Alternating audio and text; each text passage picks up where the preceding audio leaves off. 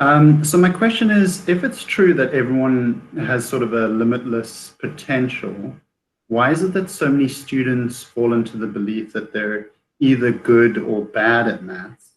And if that kind of continues, I feel like there's this large gap that forms between those who are good at maths and feel they're good at maths and those who struggle and think, oh, well, now I must be bad at maths.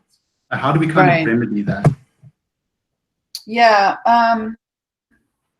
it's true that anybody can learn anything. I didn't share with you that one of the cases I like to share is a young boy in Australia who was told by his school that he was learning disabled in first grade. He had a very low IQ. At the parents' evening, the parents were told that he was the worst child they'd seen in 20 years.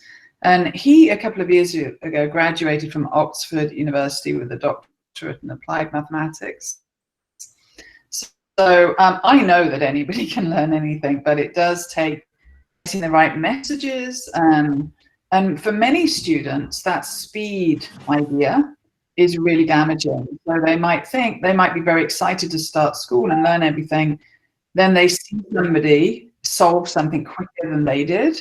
And they start to think, oh, I don't have a maths brain, I'm not so good. So unfortunately, a lot of learners get negative messages, sometimes from comparing themselves with others, sometimes from teachers who really clearly give them the idea they're not good at learning. So I'm not surprised that so many students in our system start thinking, I'm not good.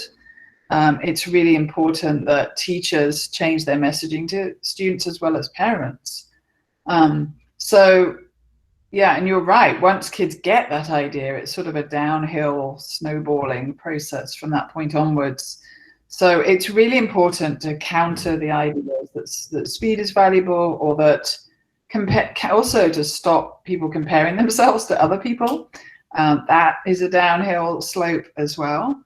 When you see somebody solve something more quickly, the best way to think is, you know, I can do that. I can also learn to do those things, not, oh, they're so good and I'm so bad. There are lots of ways we need to change people's ideas about themselves.